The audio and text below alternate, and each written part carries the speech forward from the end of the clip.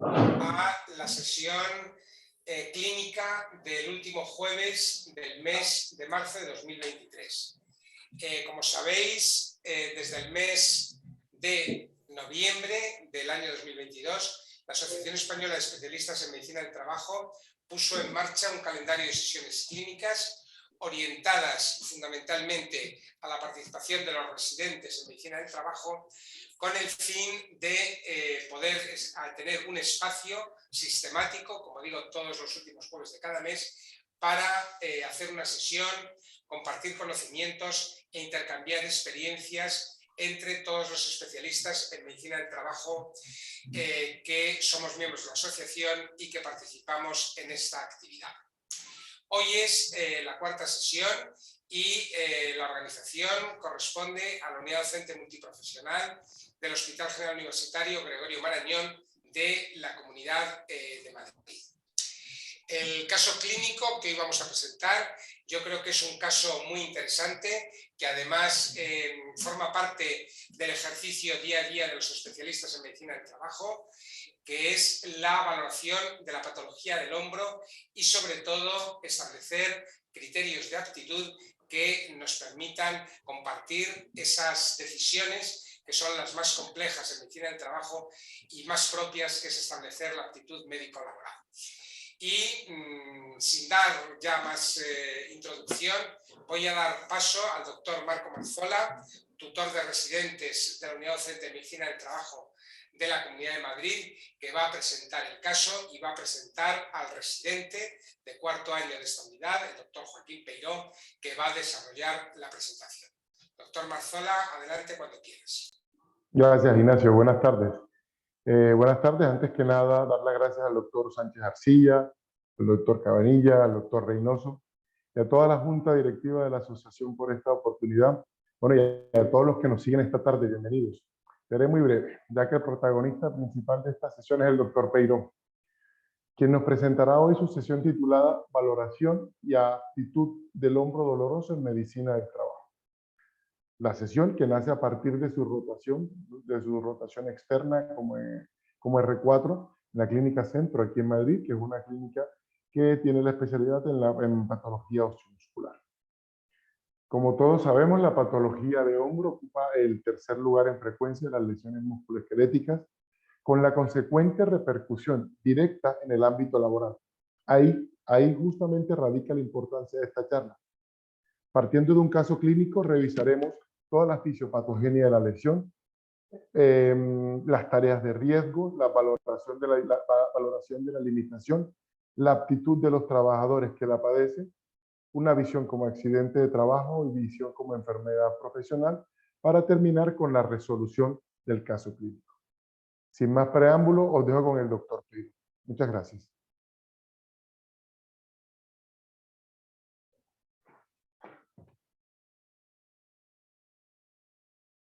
Joaquín, estás mutado. ¿Me escucháis ahora? Sí. Ahora, perfecto. Vale, bueno, les estaba comentando que me sumo a los agradecimientos que ha dado el doctor Marzola, me sumo al agradecimiento que ha dado el doctor Sánchez de Arcilla, y vamos a hablar de la patología del hombro, que es muy frecuente en nuestro medio laboral, que lo vemos muy abundantemente, y vamos a intentar unificar criterios y crear conclusiones para intentar mejorar esta patología. Bueno, vamos a intentar compartir pantalla. ¿Se está viendo directamente? Está compartiendo la pantalla, ¿verdad? Sí. Sí, Joaquín, sí. Perfecto. Muy bien, pues vamos a hablar de esta patología. Como digo, valoración y aptitud del hombro doloroso en medicina del trabajo. Bien, índice de contenidos, hablaremos del caso clínico. Voy a intentar hablar primero como un pequeño feedback del caso clínico, una introducción, estadística y datos de esta patología del hombro, examen de salud, pruebas diagnósticas. No me quería meter mucho en terapéutica porque si no se nos va el tiempo y la verdad es que no entra mucho en el temario. Condiciones y actividades de riesgo, incapacidades laborales por hombro doloroso, la calificación de la patología tendinosa crónica del manguito de los rotadores como una enfermedad profesional, la actitud en trabajadores especialmente sensibles por patología del hombro como accidente de trabajo, que también es interesante, y por último haremos la resolución del caso clínico. Bien, pues para intentar entrar un poco más en materia, el caso clínico es una traumatóloga de 58 años, trabajadora en el centro desde hace 12. No refiere a accidentes laborales previos, no tiene ninguna adaptación de puesto de trabajo previo, no refiere ningún antecedente patológico personal, parece que es una cosa bastante normal, no recogemos ninguna cosa relevante. Antecedentes familiares, podemos ver que tuvo un cáncer de mama y artrosis la madre, fue tenista profesional durante su adolescencia. Y bueno, como actividad laboral, pues traumatóloga desde su finalización de la residencia. Entonces, la enfermedad actual, y lo importante del caso es que la trabajadora refiere que durante su jornada laboral resbala y apoya la mano y el antebrazo izquierdo sobre la pared, provocando dolor en dicha zona, impidiéndole continuar con sus labores habituales. Acude a la mutua, donde es valorada. La paciente refiere que desde hace unos años presenta bloqueos en el hombro izquierdo que se desbloqueaban al realizar determinados estiramientos y el dolor cedía espontáneamente. Analgesia a demanda. No, vamos a intentar después resolver el caso clínico, pero vamos a entrar en materia y vamos a ir viendo algunas cosas para intentar luego resolverlo de una manera más clara. Bien, el hombro ya sabemos todos que es una articulación en la que está sacrificada la estabilidad a cambio de la movilidad y sobre la movilidad pues, origina roces entre las estructuras articulares y sobrecargas en los músculos y tendones. Esto da una entidad, un cuadro clínico que se llama hombro doloroso, que está dentro de uno de los trastornos de la sanidad. Vale. Y entonces, la patología del hombro tiene una prevalencia de entre 70 y 200 casos por cada 100.000 habitantes, pero es verdad que está un poco infradiagnosticada. Yo creo que son más de 70 y 200 casos que lo recogen la ADC-TME del 0,1. Yo creo que al final son más casos de 200, pero sí que está recogido como si fuese el valor máximo. Puede estar relacionado, por supuesto, con sobrecarga del hombro en trabajadores, una inestabilidad articular en pacientes menores de 35 años, como pueden ser lesiones de SLAP, degeneración del manguito con la edad, en el caso de pacientes mayores de 55 años. Os pongo cositas en rojo porque quiero que también estéis atentos y resaltéis cosas importantes, porque vienen muchos trabajadores y, por ejemplo, quiero deciros y quiero mencionaros que hasta el 75% de las personas de más de 50 años presentan lesiones en el manguito, que no porque tengan una lesión en el manguito rotadores ya vamos a decir que es una patología aguda. Más de casi 3/4 de la población, casi 3/4 de nuestros trabajadores tienen lesiones en el manguito rotador, aunque no sean diagnosticadas, y la mayoría de las veces son asintomáticas. En España, según los datos del INS, tenemos un 38,2% de accidentes de trabajo con baja debido a sobreesfuerzo, por eso la importancia, aunque sea una cosa básica, de esta charla, y hasta un 70% de las enfermedades profesionales se deben a trastornos musculoesqueléticos. Y debo decir que el hombro es uno de los más importantes. Quiero mencionar que, por ejemplo, aquí el hombro está en el 10% de la distribución de accidentes por sobreesfuerzo, según la localización de la lesión. Fijaros que la pierna es un 14%, casi el hombro llega a toda la pierna, tanto cadera como rodilla, como pie y tobillo. O sea que es una localización que después de la columna cervical y la columna lumbar hay que intentar reseñar para saber cómo explorarla y cómo hacer una verdadera valoración para intentar sacar buenas conclusiones laborales. Esta es una diapositiva importantísima, una diapositiva que tenemos que tener todos muy pendientes. Al final, después de recoger los antecedentes personales de cada trabajador, tenemos que saber los antecedentes laborales, pero no solo los antecedentes laborales, sino también qué puesto de trabajo ha desempeñado anteriormente, pero qué actividades de riesgo, qué tiempo de exposición, cuántas bajas laborales. Hay que intentar llevar un poco más de sí a ese trabajador para que nos dé un poco más de información. El puesto actual, qué antigüedad lleva en el mismo, qué riesgos, qué tiempo diario de exposición tiene a ese mecanismo repetitivo, a ese mecanismo de lesión y la modalidad de tipo de trabajo. Por supuesto, hay que hacer una buena exploración, pero no solo decir que tiene dolor en el manguito rotadores, sino también una descripción del mismo, cómo es la intensidad, cómo es la localización y si tiene inflamaciones circundantes o tiene alguna limitación del movimiento para poder diagnosticar mejor esta patología. Por supuesto, la exploración física no me quiero meter en un recuerdo anatómico, pero deciros que hay articulaciones verdaderas, la glenohumeral, la acromioclavicular y la esternoclavicular, y después hay dos falsas, la escapulotorácica y la subacromial. Yo creo que todos tenemos el hombro en la cabeza y podemos hacer un buen recuerdo anatómico. Esto también sirve para los residentes, sé que también es una sesión para los residentes. Acordaos que el subescapular es una rotación medial y el infraespinoso y redondo menor, yo siempre tengo una cosa mnemotécnica, final infraespinoso y la R de redondo menor es como de ir, se va rotación externa, hacer infraespinoso y redondo menor, rotación externa, y todo se inserta en el troquíter menos el escapular que se inserta en el troquín. Bueno, eso para que lo tengáis en cuenta para después hacer una buena exploración. Por supuesto, la movilidad y la inspección y palpación, eso es importantísimo, una amplitud normal de 180 grados de flexión, 50 de extensión, y lo mismo para la aducción y la aducción, una amplitud normal entre 180 y unos 50 grados de aducción. Rotación interna y rotación externa, pues hasta 90 grados, y rotación interna lo mismo. pero ¿cómo hacemos una exploración física? Hay que hacer una exploración física, ya no vale decir tiene una tendinopatía del maguito rotadores. No, hay que ser un poco más exhaustivos y hay que saber un poco más del tema. Hay que diagnosticar un poco mejor a nuestro trabajador. Entonces, la exploración física, hay que ver ese rango articular pasivo y ese rango activo. A mí me gusta mucho también tumbar a mi paciente, a mi trabajador, porque así limito la movilidad del hombro, veo cómo tiene la antepulsión, veo cómo fijo la articulación escapulotorácica y así hago el rango articular completo, a ver si llega a los 180 grados de flexión o también hacemos alguna aducción. Por supuesto, la exploración física hay que ver esos puntos de dolor. La acromio clavicular es importantísima ver si tiene un punto de dolor, es muy frecuente, la corredera bicipital y también una maniobra de Codman. Bueno, algunos que estéis más enterados del tema también sabréis que la maniobra de Codman también es para ejercicios físicos pendulares y para, por ejemplo, el hombro caído, el drop arm, que se llama. Pero bueno, aquí está viendo si hay alguna patología en la parte subacromial del hombro.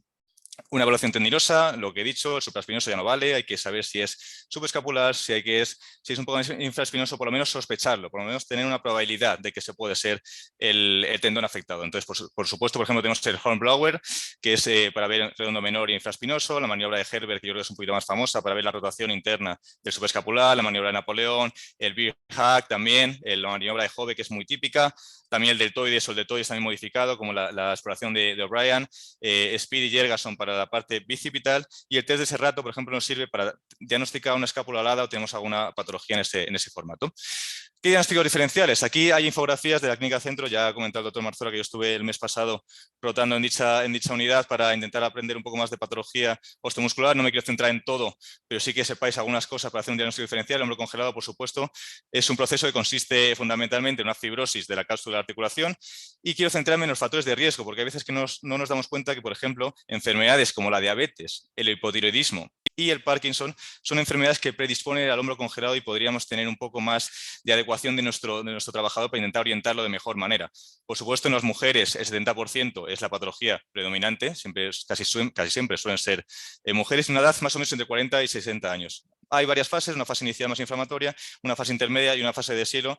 Y por supuesto el diagnóstico, bueno, ya sabemos las tres grandes diagnósticos, la radiografía, la ecografía y la resonancia. Pero eso ya es otro tema. Por supuesto que nos acordemos de las patologías y de los factores de riesgo que tiene esta enfermedad, que es verdad que no todo el mundo lo conocemos y que sí es importante que nos fijemos en ello.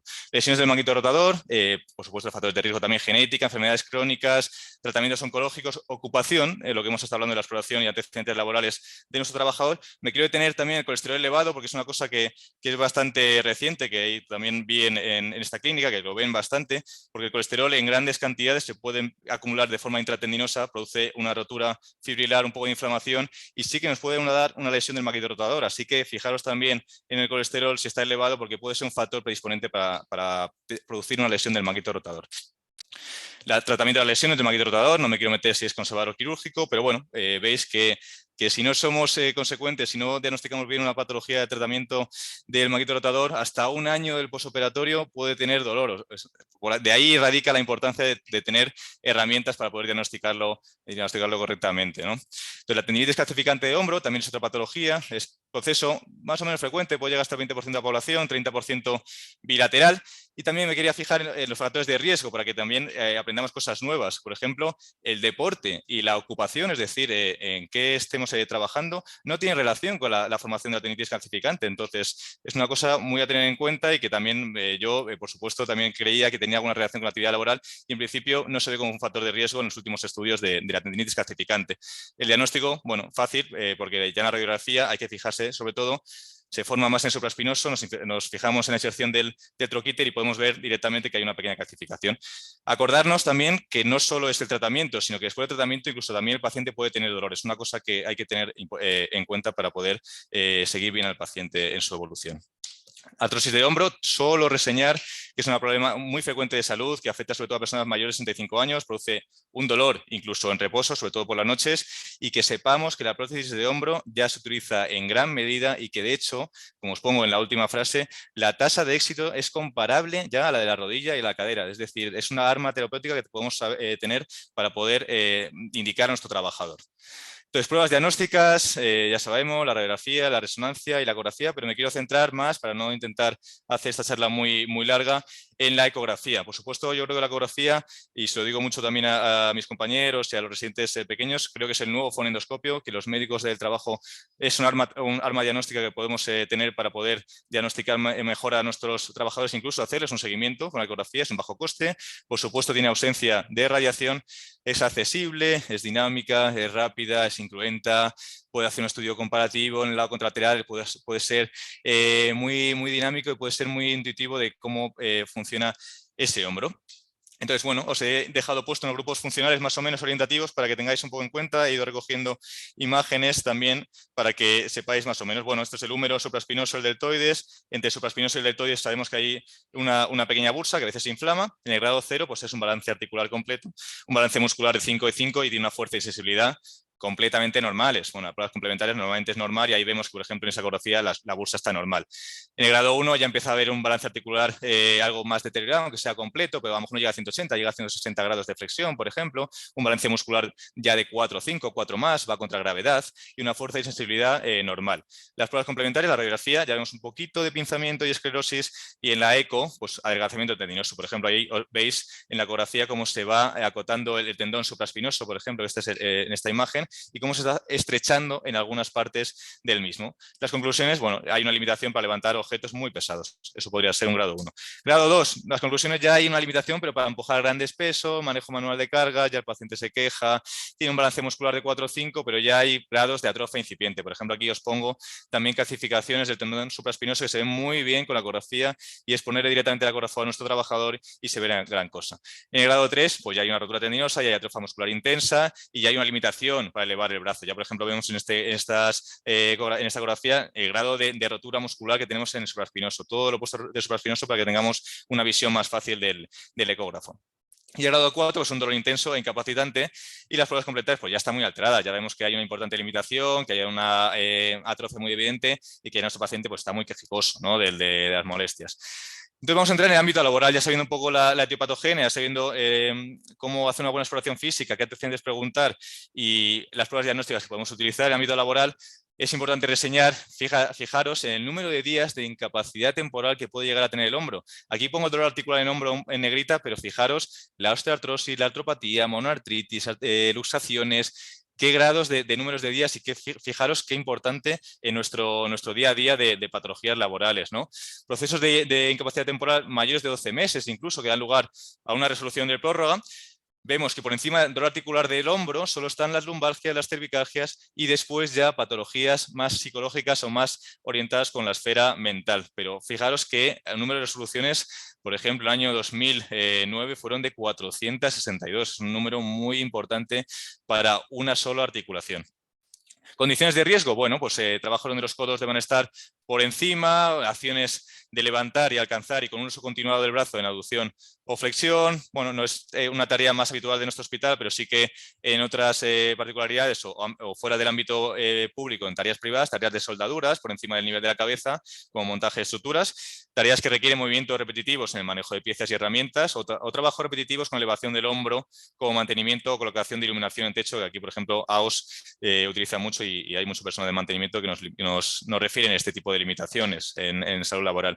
Actividades ocupacionales de riesgo, pues usuarios de pantallas de visualización de datos, pintores, servicio de limpieza, conductores de vehículo, TKs, por supuesto, nuestra categoría creo que predominante en el día a día de salud laboral, de quejas, ¿no? Con el hombro doloroso, carpinteros, electricistas, peonaje, mecánicos. Bueno, hay una cantidad de actividades y ocupaciones que pueden ser de riesgo para esta patología.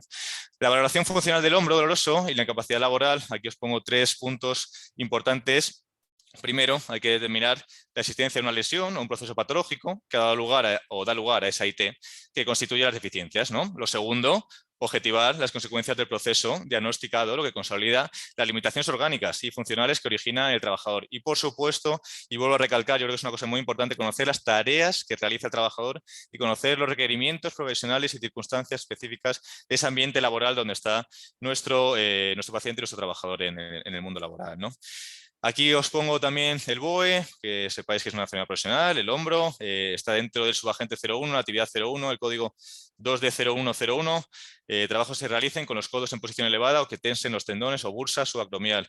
Hay muchísimas patologías de bursitis subacromial asociándose a acciones de levantar y alcanzar un uso continuado del brazo en aducción o flexión, ¿no? Pongo también una parte de LINS, el tiempo medio ideal. No me quiero meter mucho en este tema porque es bastante profundo, pero sí que deciros que el síndrome del manguito rotador está recogida como una patología grave en el entorno laboral por la cantidad de recursos económicos que se precisan para su manejo conservador, quirúrgico, así como por los largos periodos de incapacidades laborales transitorias y las indemnizaciones por las secuelas o capacidades derivadas. Aquí hay una fórmula del tiempo óptimo que se estima para la incapacidad temporal, que os lo dejo ahí para también poder utilizarla si acaso nos acomete. El tiempo estándar de IT, hay un factor de corrección por edad, por sexo, incluso por factor de ocupación o comorbilidad. Duración estándar entre 14 y 60 días, pero precisa una continuidad de IT y es bastante frecuente que pueda estar incluso por encima del año si no sabemos llevar bien esta patología, no sabemos dirigirla o hacer un buen seguimiento, ¿no? Tiempo estándar, unos 14 días para que tengamos un tiempo medio de baja. Entonces, hay que ser verdaderos detectives, hay que ser bastante pacientes cuando nos venga el trabajador.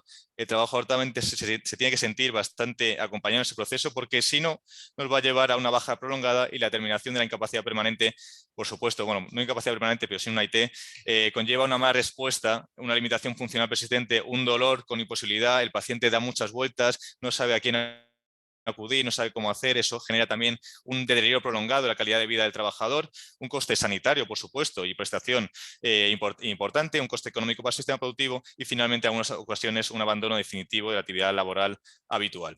Las causas de recuperación laboral, por supuesto, hay que estar pendientes de ese trabajador porque hay veces que tiene un sobredimensionamiento clínico. El trabajador no sabe muy bien si se va a poder enfrentar a su tarea habitual, entonces hay que intentar acompañar el proceso, hay que intentar saber qué tareas realiza exactamente para poder ir dirigiéndolo de la mejor manera y poder ir poco a poco, progresivamente o incluso adecuando a ese trabajador para que esté acompañado y que sepa cómo poder realizar su tarea habitual. La situación laboral, muchos tienen miedo al retorno laboral. Incluso también hay algunos que tienen patologías asociadas que hay que saber recoger en la historia clínica, como la capsulitis adhesiva.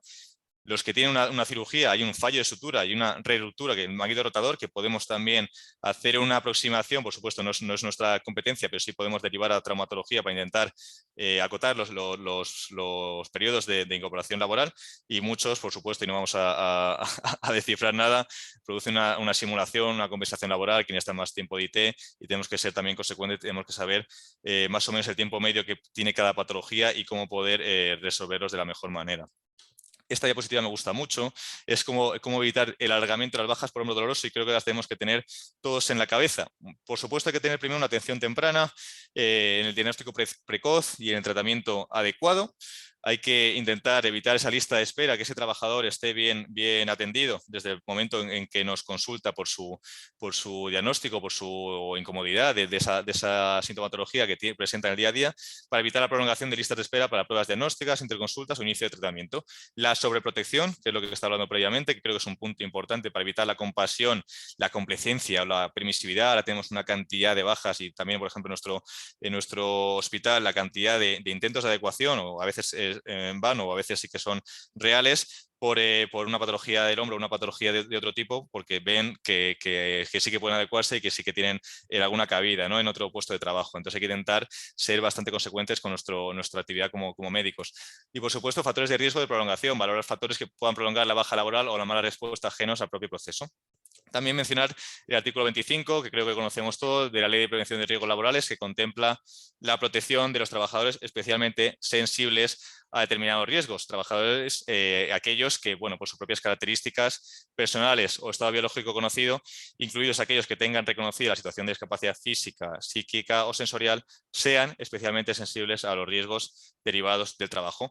Quiero recalcar, por ejemplo, que la Asociación Americana Médica habla y recomienda que las limitaciones para el trabajador deben basarse en el riesgo que pueden ocasionar el trabajo y la capacidad para poder desarrollarlo, pero fijaros que en ningún caso de la tolerancia. Es una cosa también que me llamó la atención y que quería reseñar y quería apuntar en estas diapositivas, ¿no? Esto lo he sacado de la Guía Práctica de Salud Laboral para la valoración de actitud en trabajadores con riesgo de exposición a una carga física. Y, por supuesto, también hablar de trastornos del hombro, de latitud en trabajadores especialmente sensibles, reseñar que el pilar del manejo de estos problemas en el puesto de trabajo es la adaptación o no en las tareas, y aquí es donde nosotros tenemos una gran parte y una gran importancia para poder intentar llevar al trabajador a un buen seguimiento, ¿no? La rehabilitación del hombro puede tardar entre 12 y 16 semanas. Fijaros la cantidad de semanas que puede estar nuestro trabajador fuera de nuestro puesto de trabajo y con lo que eso conlleva, con lo que hemos mencionado previamente. Y tras una cirugía también deciros que la rehabilitación implica, por supuesto, un periodo de baja de 4 a 6 semanas en cabestrillo, seguida por la restricción de soporte de carga para un máximo de 3 a 4 meses.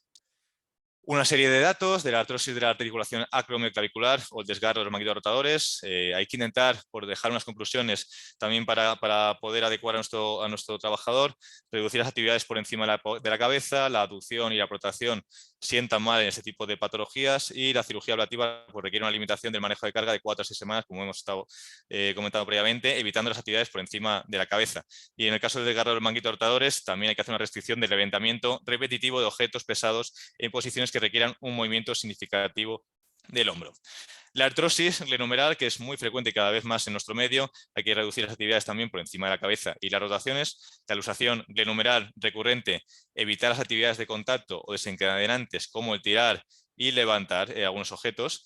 El hombro congelado, evitar actividades desencadenantes de dolor durante la fase aguda, que es la fase más importante de esta patología, hay que intentar llevarla de una manera más apropiada.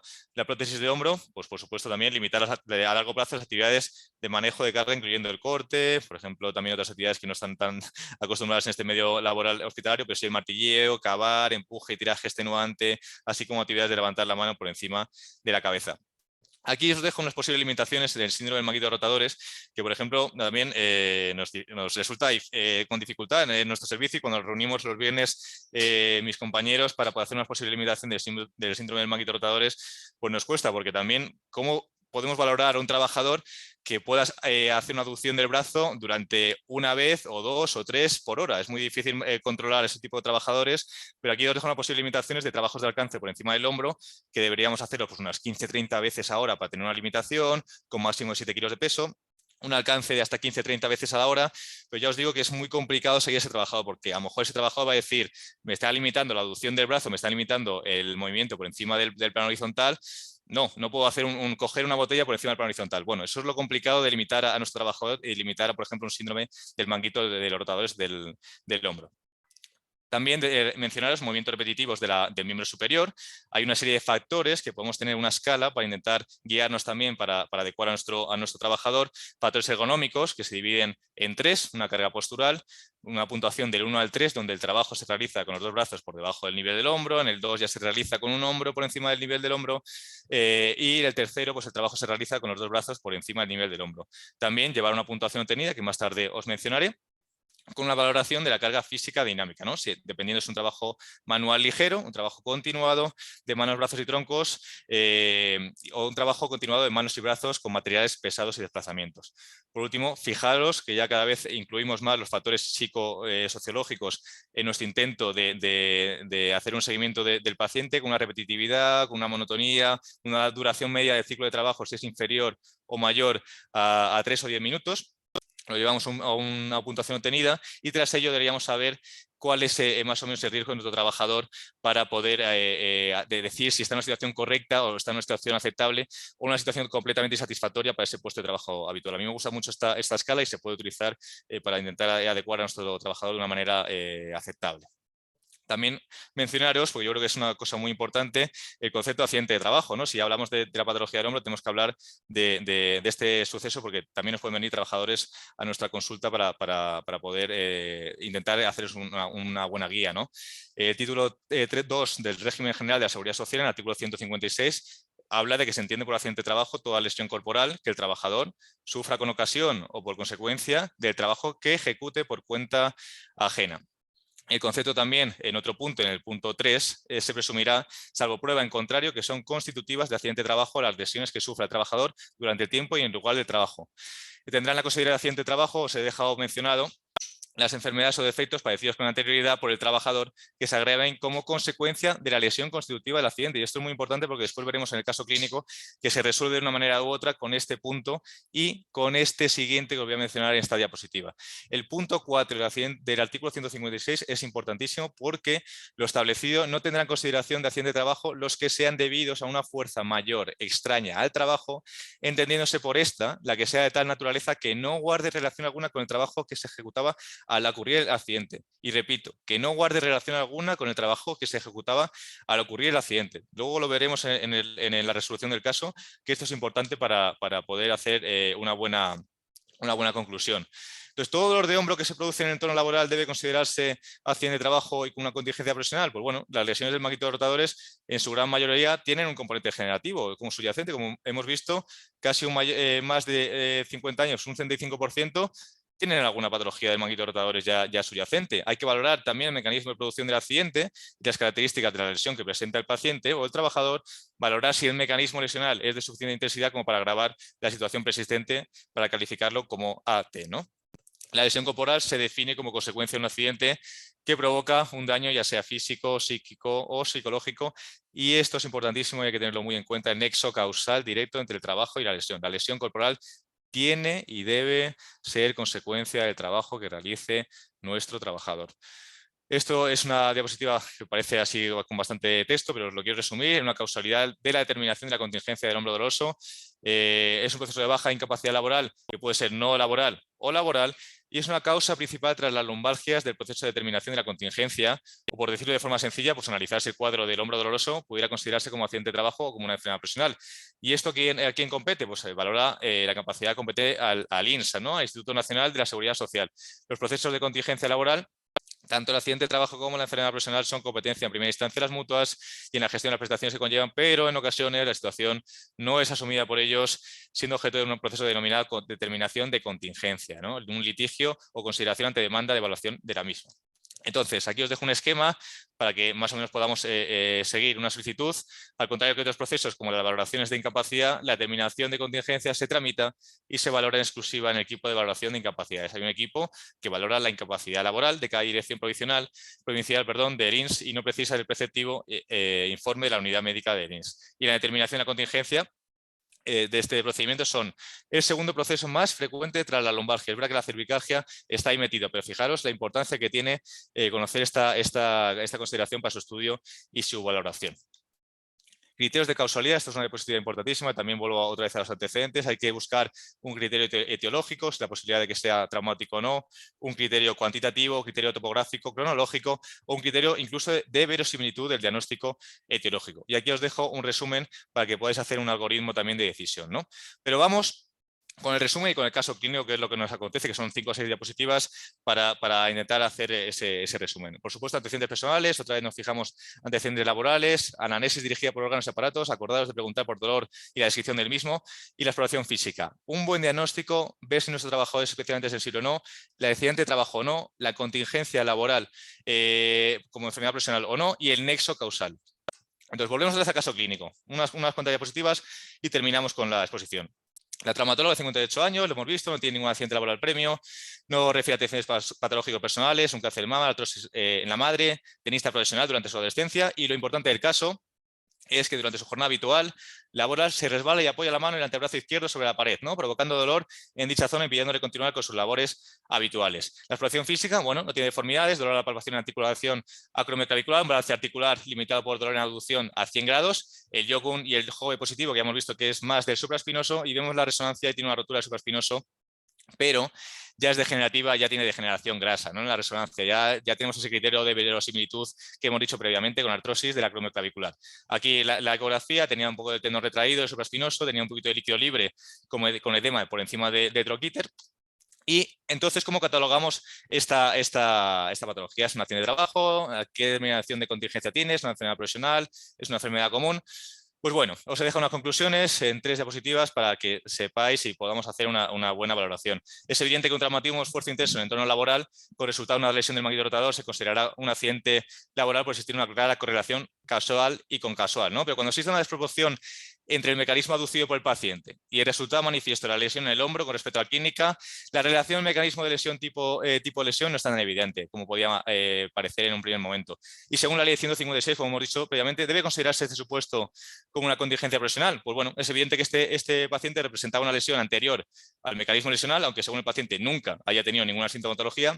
Y por tanto estamos hablando de una lesión crónica que se ha agravado con un mecanismo lesional que no justifica de ninguna manera la lesión, la rotura del supraespinoso que presenta el trabajador. Pero si aplicamos la ley 156, el primer apartado, el 2F, las enfermedades o defectos padecidos con anterioridad por el trabajador que se agraven como consecuencia de la lesión constitutiva del accidente. Entonces, el INS en un primer momento, basándose en este argumento, estima como laboral este supuesto clínico y una vez superada la fase aguda del proceso, la mayoría de las veces pues inicia un expediente para determinar la contingencia del periodo de baja como enfermedad común. En la práctica totalidad de los casos, la resolución concluye que el proceso de la capacidad laboral temporal iniciada como enfermedad común deriva de un accidente de trabajo y por lo tanto se cataloga como contingencia.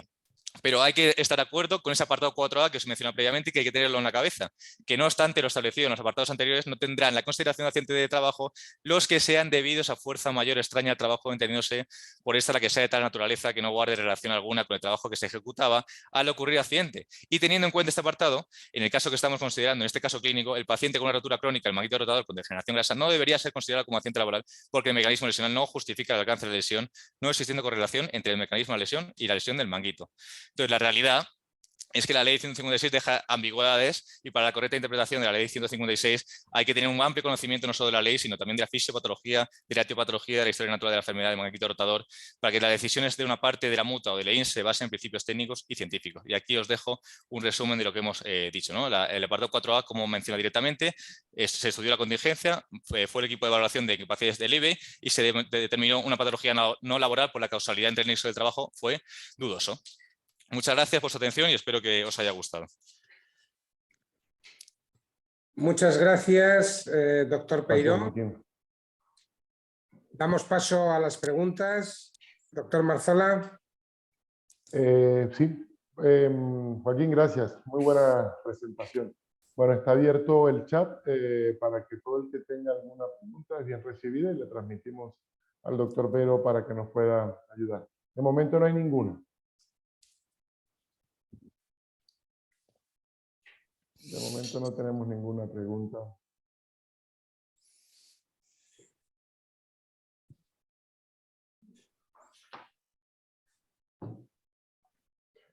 Joaquín, ¿qué tal terminó la trabajadora? ¿La operaron?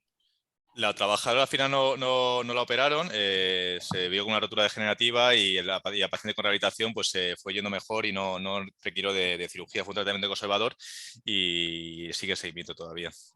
Y de cara a la limitación de su trabajo, la postura forzada en el quirófano, el traumatólogo realiza mucha postura forzada con miembros superiores y todo lo que es cintura escapular. ¿Qué tal quedó? ¿Tú pudiste explorarla después? ¿Qué tal presentó alguna limitación de cara a su actividad? No tuve la suerte de poder explorarla después porque ya al final terminó la rotación, pero sí que es verdad que es difícil adecuar a este tipo de trabajadores, ¿no? Porque siendo una traumatóloga no puede limitarle tampoco el esfuerzo, la actividad por encima del plano horizontal. Entonces es una limitación que solemos hacer nosotros en nuestro servicio, pero aquí es importante y era difícil hacer esa adecuación. Entonces, bueno, se le dieron una serie de recomendaciones, por lo que tengo entendido, se le dio una poco de rehabilitación, ha mejorado bastante con la rehabilitación, entonces puede desempeñar su tarea habitual sin ningún tipo de adaptación. Vale, me hace una pregunta Mavi Uribe. La restricción de cargas tras cirugía, ¿cuánto tiempo debe mantenerse? La restricción de cargas después de una cirugía hasta 3-4 meses se tiene que mantener, porque si no ya hemos visto que la articulación del hombro intenta, antes que tener una estabilidad, quiere dar movilidad, entonces hay que intentar limitar esa movilidad para que nuestro trabajador después de esos 3-4 meses pueda desempeñar su tarea habitual de la mejor forma. Vale, gracias.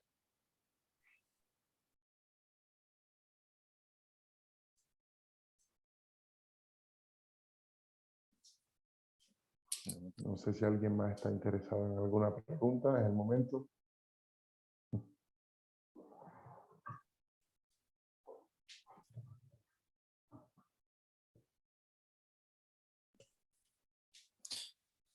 Ignacio, no tenemos ninguna otra pregunta, entonces,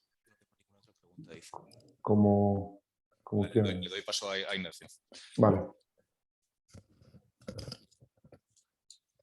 Muchas Gracias. gracias, doctor Marzola. Si no hay ninguna otra pregunta, bueno, ha sido una exposición por parte del doctor Peiró muy completa, muy intensa.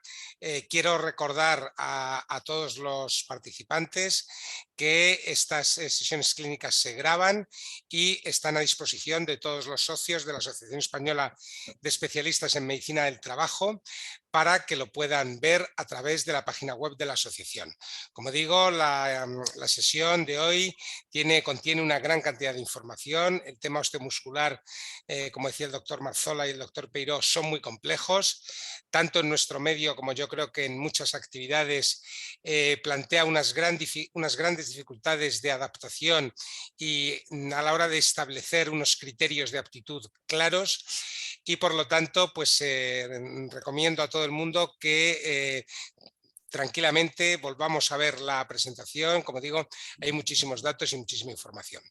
Si no hay ninguna pregunta más, vamos a despedir la sesión de hoy y emplazaros a todos a la próxima sesión clínica de la Asociación Española de Especialistas en Medicina del Trabajo, que será el último jueves del mes de abril y que casi con seguridad, lo anunciaremos a través de los chats, correrá a cargo de la Unidad Docente Multiprofesional del Hospital Clínico Universitario de Salamanca.